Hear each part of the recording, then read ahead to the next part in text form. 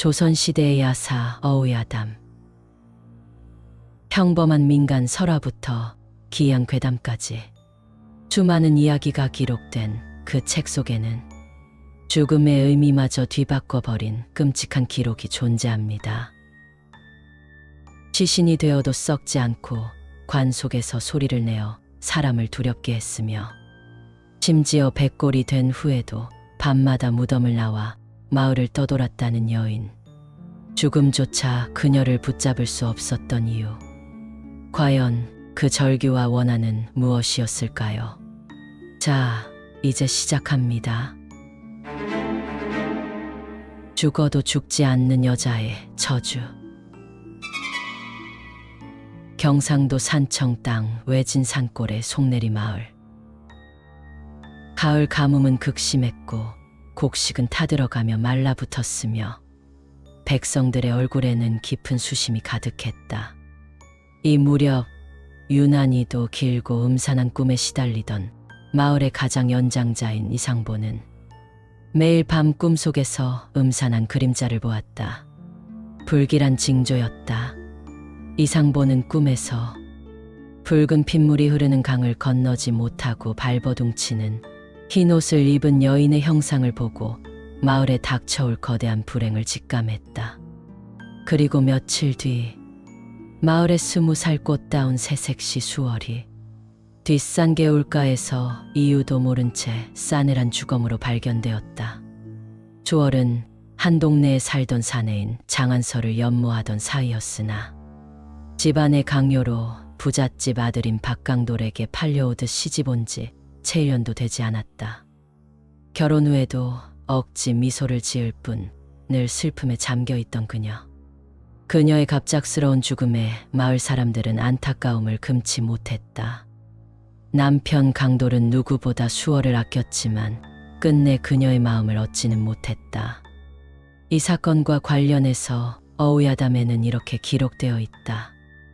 어느 부인이 시신이 된 후에도 오랫동안 썩지 않고 관뚜껑에서 기이한 소리를 내어 사람들이 두려워했다. 후에 백골만 남았는데도 밤마다 관 밖으로 나와 마을을 떠돌았다고 한다. 수월이 죽고 사흘째 되던 날, 시신을 닦고 염을 하던 노파가 강돌에게 다가와 조심스럽게 속삭였다. 날이 부인의 몸이 어째서인지 차갑지가 않습니다. 마치 살아있는 듯 온기가 돌아요. 게다가 시신이 하혈을 하고 있습니다요. 강돌은 섬뜩함을 느끼면서도 현실을 부정하려는 듯 코웃음을 쳤다. 죽은 사람에게 무슨 생기가 돌며 하혈을 한다는 말인가? 그저 늙은이의 착각일 뿐이라 치부하며 매장을 재촉했다. 그날 수월의 시신은 마을 어귀 뒷동산 외진 가묘에 묻혔다. 그러나 매장된 지 열흘쯤 지났을 무렵 강돌은 불안감에 시달렸다. 노파의 말이 자꾸만 귓가에 맴돌았고 무덤 근처를 지나던 나무꾼들이 밤마다 무덤에서 스산한 울음소리가 들린다는 소문을 퍼뜨리기 시작했다. 밤늦게 술에 취해 잠자리에 들면 희미하게 들리는 여인의 흐느낌과 아이의 울음소리가 그의 귀를 파고들었다. 결국 그는 사람들의 눈을 피해 밤늦게 무덤으로 향했다. 흙을 걷어내고 관 뚜껑을 열었다. 그 순간 그의 눈앞에 펼쳐진 광경은 충격적이었다. 죽은 지 열흘이 지났지만 수월의 몸은 썩지 않았다. 피부가 약간 거뭇하게 변했을 뿐 마치 어제 죽은 듯 멀쩡했다. 오히려 두 눈은 희미하게 떠져 무언가를 응시하는 듯했고 입가에는 검은 실핏줄이 뒤엉켜 있었다. 마치 극심한 고통 속에서 몸부림치다 굳어버린 듯한 흔적이었다. 강돌은 공포에 사로잡혔다. 이것은 자신이 알던 수월이 아니었다. 죽음조차 거부한 불길한 무언가였다. 그는 떨리는 손으로 관을 닫고 혹시 모를 재앙을 막고자 주워온 부적을 붙여 봉인하려 했다. 그러나 그날 밤부터 무덤에서 울려 나오는 소리는 점점 커졌다. 낮에는 흐느낌, 밤에는 절규로 바뀌어 마을 전체를 뒤덮었다. 그런데 그 소리는 수월 혼자만의 소리가 아니었다. 왠지 아기의 울음소리도 섞여 있는 듯한 기괴한 소리였다. 사람들은 두려워했다.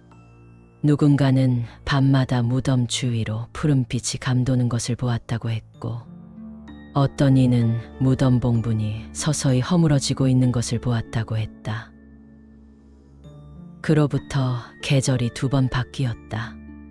밤마다 들려오는 절규와 마을 사람들의 불안감이 강도를 짓눌렀다. 밥 한 술 제대로 뜨지 못하고 잠 못 이루는 밤이 이어지며 강돌은 점차 기력이 쇠하고 결국 알아누웠다.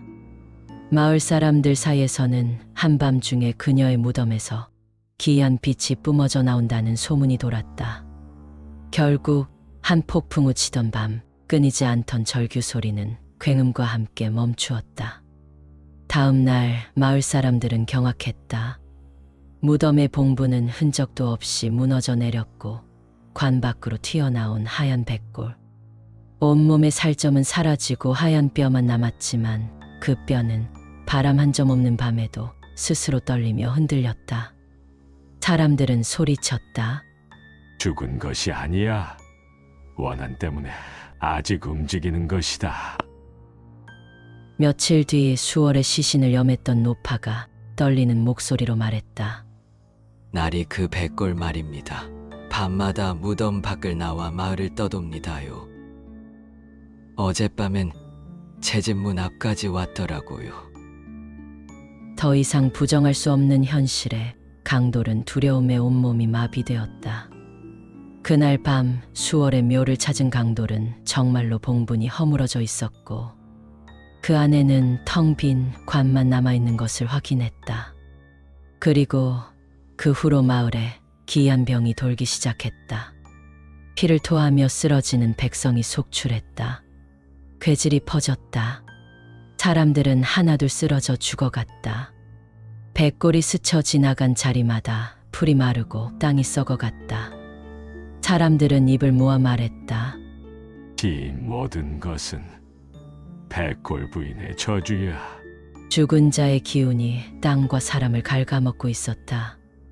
강돌은 공포를 억누르며 밤마다 숨어서 백골을 뒤쫓았다. 백골은 뼈가 부딪히는 소리를 내며 느릿하게 걸었다. 그리고 언제나 해 뜨기 전에는 다시 무덤으로 돌아갔다. 강돌은 백골이 지나가는 길마다 표시를 남겼다. 백골은 늘 같은 길을 걸었고 폐허가 된 뽕나무 밭에서 멈춰 팔을 뻗듯 허공을 향해 몸부림쳤다. 그곳은 수월이 생전에 한서와 몰래 만나던 장소였다. 그 순간 강돌은 모든 것을 직감했다. 수월의 시신이 썩지 않았던 이유, 관 속에서 소리가 울렸던 이유, 백골이 되어도 떠돌았던 이유. 사실 수월은 죽을 때 한서의 아이를 뱃속에 품고 있었다.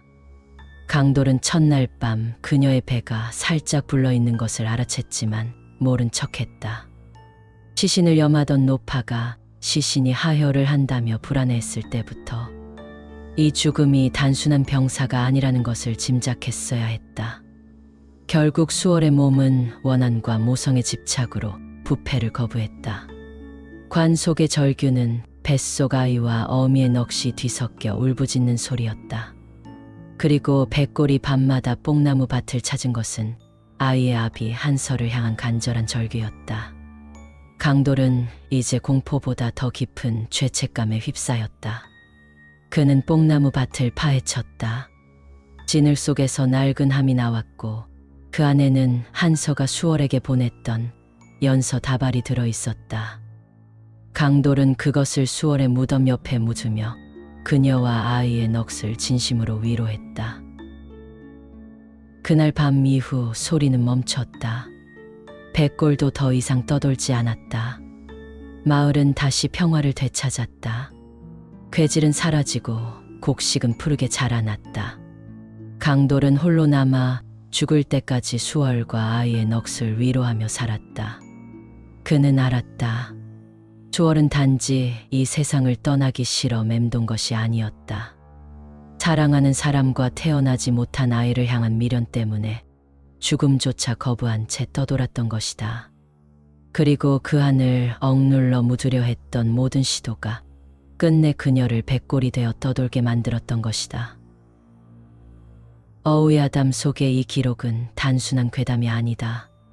그것은 죽은 자조차 편히 잠들지 못하게 만든 시대의 비극과 현실이 빚어낸 원한의 기록이었다. 주월의 백골은 우리가 보지 못한 세상의 잔혹함을 밤마다 속삭이며 지금도 이 땅 어딘가를 떠돌고 있을지 모른다. 시청해 주셔서 정말 감사합니다.